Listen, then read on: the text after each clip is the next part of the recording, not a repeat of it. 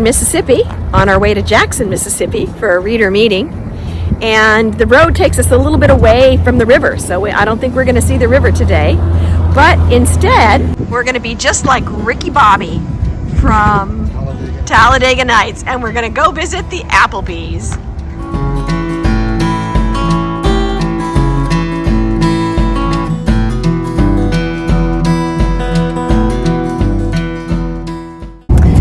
Our drive to Mississippi is long, but not very eventful. There's not much on I-55 that I can show you. Lots of beautiful pines.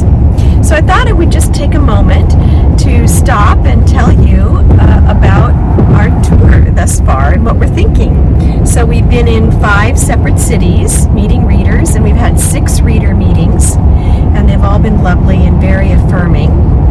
But what would you say, Robert, now that we're more than halfway through? We're going to Jackson, Mississippi today, and then after that we'll be in New Orleans for a couple days, and then on our way back to California.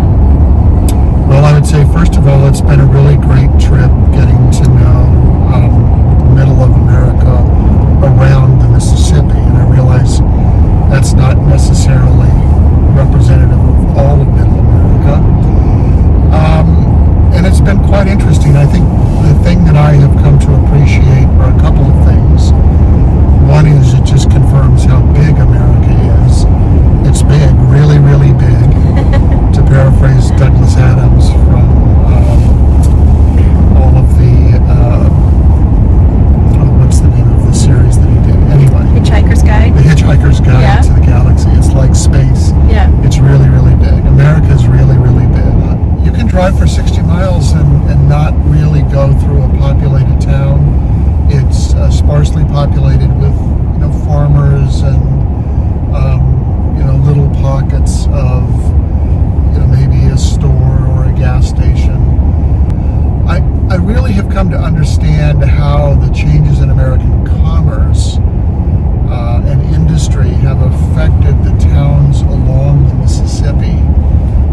I think Jill may have mentioned previously that in some of the towns right on the river, the industrial base has either left or the freight along the river has become containerized and really large, so the constant traffic on the river is not there anymore. It's a different kind of traffic, which doesn't support the same sort of occupations and various businesses that traditionally made up life along the river.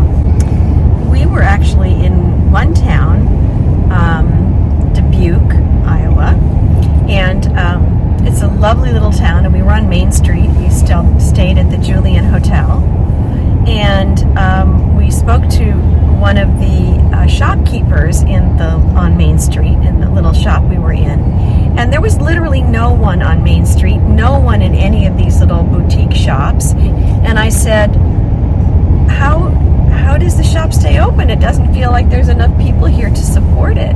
And she said, Viking River Cruises comes in with European tourists, and that's enough revenue for us to stay open, especially during the summer.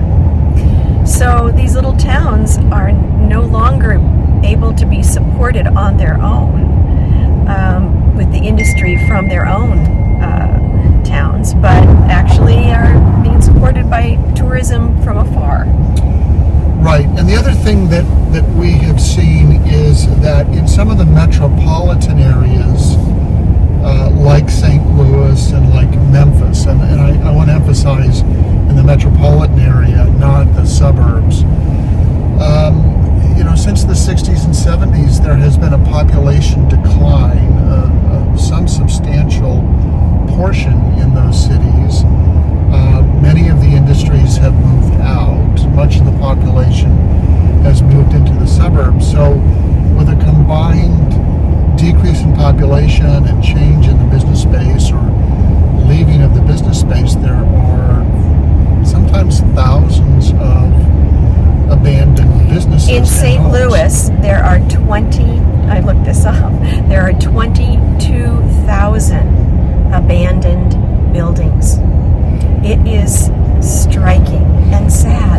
and that makes it harder for the people who remain, who are still there, who are trying to revive the cities, and they have formed leagues and commissions and clubs to beautify the city, to support the arts, to bring in new industry. And God bless them for doing that. But I mean, it's a big It's challenge. a gargantuan task. Yeah, it's it feels really overwhelming. a big challenge. So I've gained an appreciation for the challenges that these towns and cities are facing because of the changes in the industrial base and the demographics.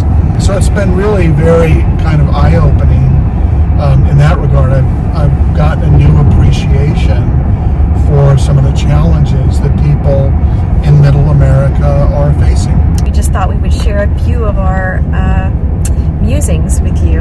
And tomorrow we're meeting with readers in Jackson, Mississippi.